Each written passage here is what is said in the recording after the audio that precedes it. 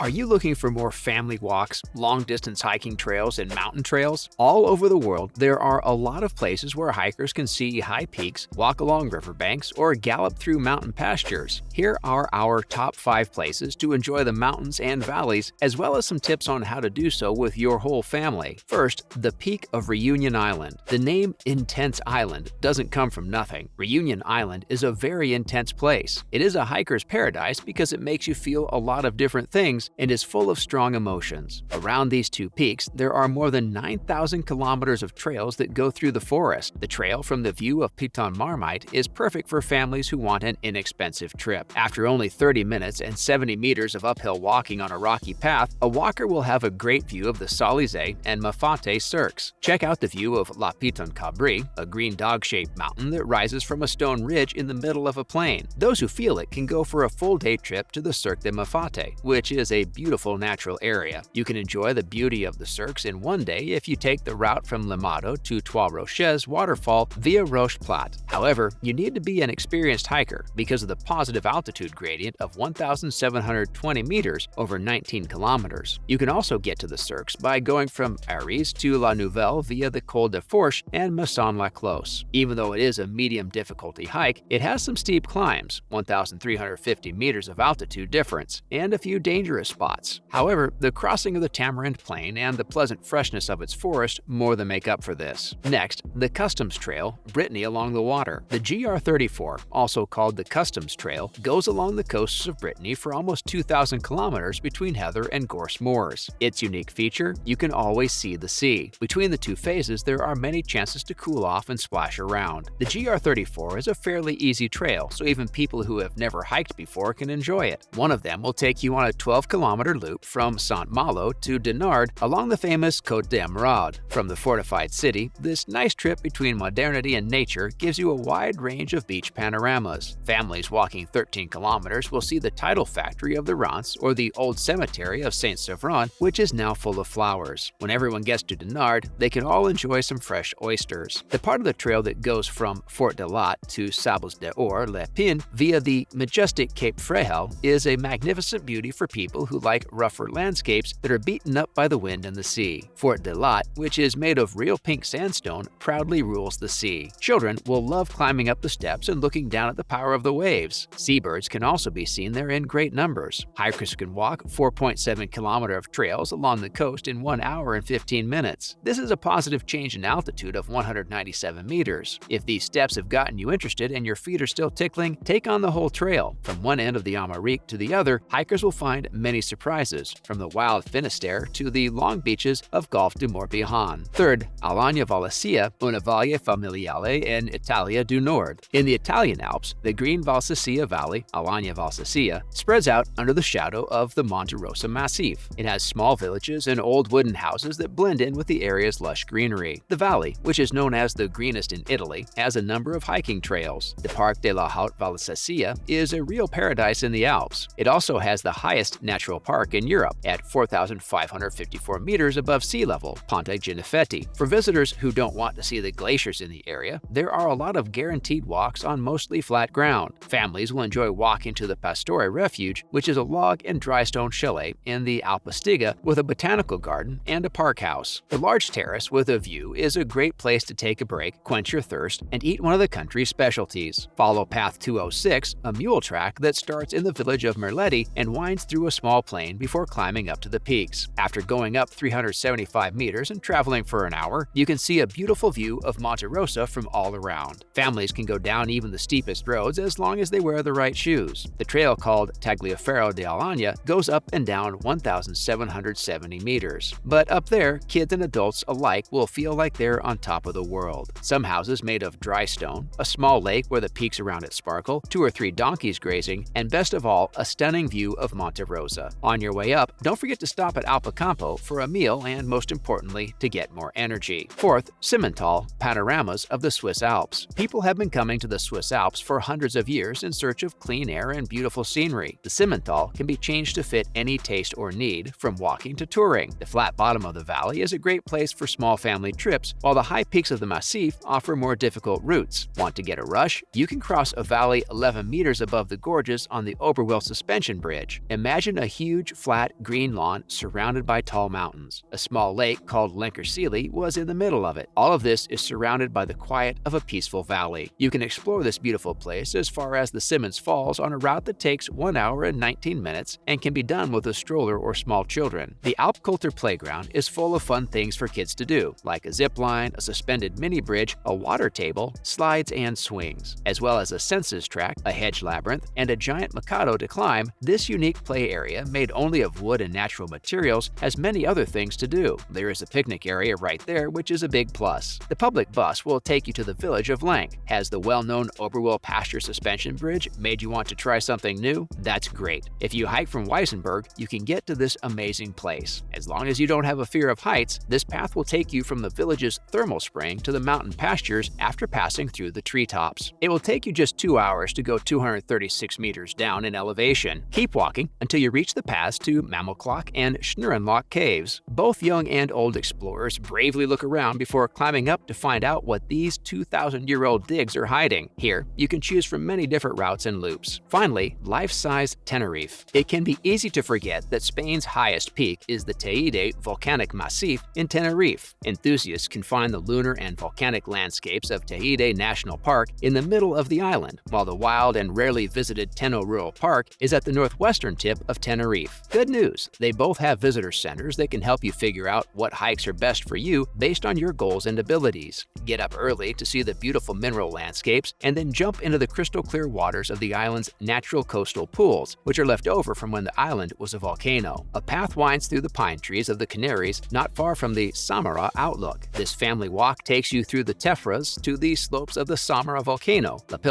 and lava. The stone shapes of Teide and Pico Viejo's volcanic cones can be seen from afar by the whole family. This route is made for young feet because it is short, 2 hours and 45 minutes, and mostly flat, with a total climb of 300 meters. The Pico del Teide, which is 3,718 meters high and looks out over the Caldera de las Caras, rules over Tenerife. The Siete Caras route goes through these exotic landscapes and is part of the famous Chasna Path, which locals and travelers have used for hundreds of years to cross the island from north to south. If you go hiking in June, you will definitely see Echium wildpreti, which are red flowers that are common on the island and make amazing shapes in the rocky landscape. Kids won't believe what they see. On the nearly 17-kilometer path, don't forget to see the remains of shepherd's huts and look at the Teide from different angles. Use the Teide cable car to get to the top of this impressive volcano without much work if you are not very motivated. Also, it's an adventure to go on an expedition to attack this impressive volcano while you're hanging in the air. Unfortunately, that is all the time we had for today. Make sure to comment below which of the mentioned places you are most likely to visit. Till next time, cheers!